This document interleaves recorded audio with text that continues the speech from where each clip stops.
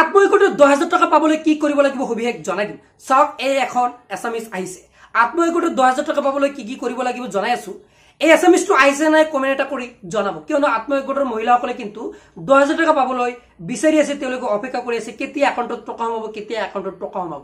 finally আপোনালোকৰ বাবে ভাল খবৰ কিয়নো এছএমএছ আহিবলৈ ধৰিছে আৰু এই এছএমএছটো যদি আপুনি লাভ কৰা নাই তেন্তে আপোনাৰ টেনচন কৰিব নালাগে যিসকলে মোবাইল নম্বৰ দিছিলে তেওঁলোকৰ হৈ এছএমএছটো আহিছে আৰু যিসকলে মোবাইল নম্বৰ দিয়া নাই অৰ্থাৎ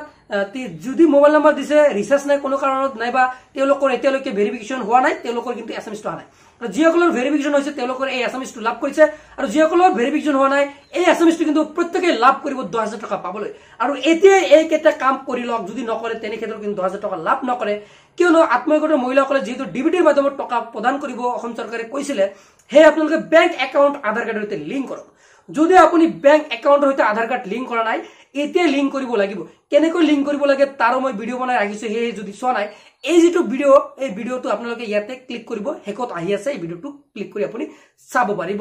আৰু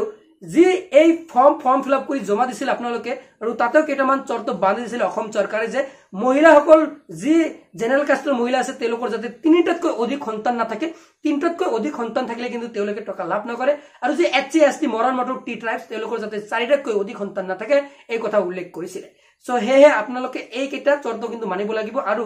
যি আপোনাৰ বেংক একাউণ্ট আধাৰ কাৰ্ডৰ সৈতে লিংক কৰিব লাগিব লিংক যদি কৰা নাই অতিশীঘ্ৰে লিংক কৰক কিয়নো টকা কিন্তু অসম চৰকাৰে ৰিলিজ কৰিব আৰু যেতিয়া ৰিলিজ কৰিব আপোনালোকক ভিডিও বনাই জনাই দিম হে চেনেলটো সাবস্ক্ৰাইব কৰি ৰাখক যদি ফেসবুক পেজটো ফলো কৰা নাই ফেসবুক পেজটো ফলো কৰি ৰাখি দিয়ক আৰু ভিডিওটো এটা শেয়াৰ কৰি প্ৰত্যেকজনে সুযোগ কৰি দিয়ক আজিলৈ মানে ধন্যবাদ